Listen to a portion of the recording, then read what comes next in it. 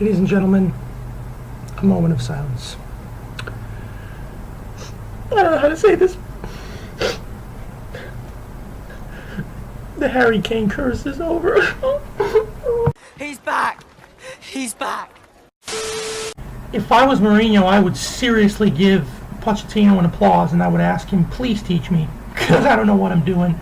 The fact that they had so many guys at the World Cup, the fact that so many players are tired, and the fact that they're still playing makes Pochettino just look like a genius. Kane scored, which means the apocalypse is soon to be arriving, so I better get in my bunker.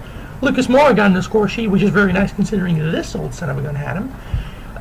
Ali looked good, Lamella looked good, Trippier is David Beckham 2.0. There's no debate about it, but I have an even more important question for all of you thinking that Trippier is the best free kick taker of all time. That you can bend it like Beckham, but can you bend it like Heskey? The way you shoot, but curve it around and end up in Rosie or Rosette. And don't even get me started on his head when he puts it down and gives you the eyes, you know it's Heskey. Try and think of that. How many goals did Heskey score for England? How many goals did Trippier score for England? That's exactly what I thought. So Emil Heskey's my boy. By the way, KSI is going to win the fight. Fulham. They looked good. They missed a lot of chances against Palace.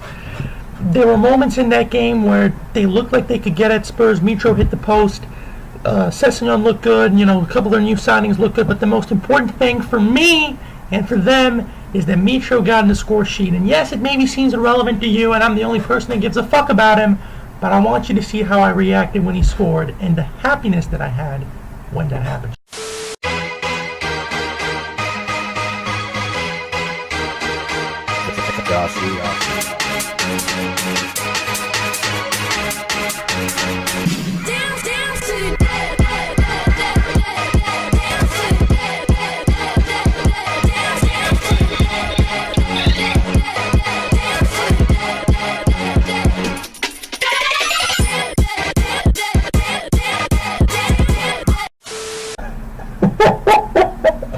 I can't even watch that without laughing my ass off. Oh, God, help me. I'm becoming mentally ill. Now, what this game presents as a question is whether or not it's worth to get Kane in, whether it's not worth to get Eriksen or other people in. There's a lot of speculation. For me, I would stay away from Kane until he proves more. Yes, he scored against Fulham, which is nice, but the fixtures that Spurs have at this moment are quite tough. I'm also seeing that Eriksen's dropping in price. Lucas might be going up in price, which is all right.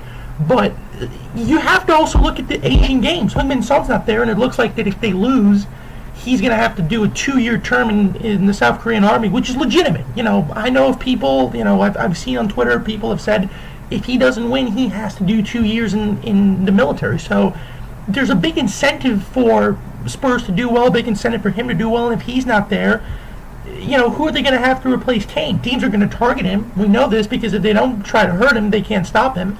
So where's the risk and where's the reward? Right now, I would stick with Lucas. Maybe try and get somebody in the defense. Trippier looks a good option, but I would still wait until Kane shows something. They've got some difficult fixtures.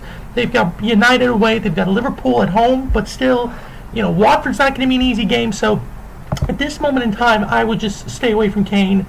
You know, for Fulham's perspective, Sessegnon looked all right. Mitro is pretty much the best option below $7 million to me, not just because he's a Serbian, but because I genuinely think his fixtures, the team that he has around him, he could have scored another one against Tottenham.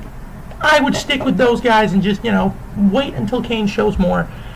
Now, strictly looking from an FPL standpoint, Spurs are, how do I say this, their entire team is basically like this.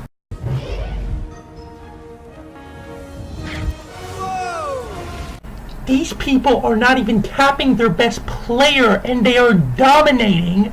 Indira has 107 points. What the fuck? Their cap is scoring as much as Andreas is. What the fuck? And Fulham, yes, Vivek did get 58. And the team did do bad in some parts. Anchorman was the captain and got 84. Nikesh got a good 99. He had a couple of nice punts. But you know what, Fulham? You have nothing to be ashamed of. You were just beaten by just a better team. And you had a good start to the season, but right now Spurs are rolling, and that's just the way it is.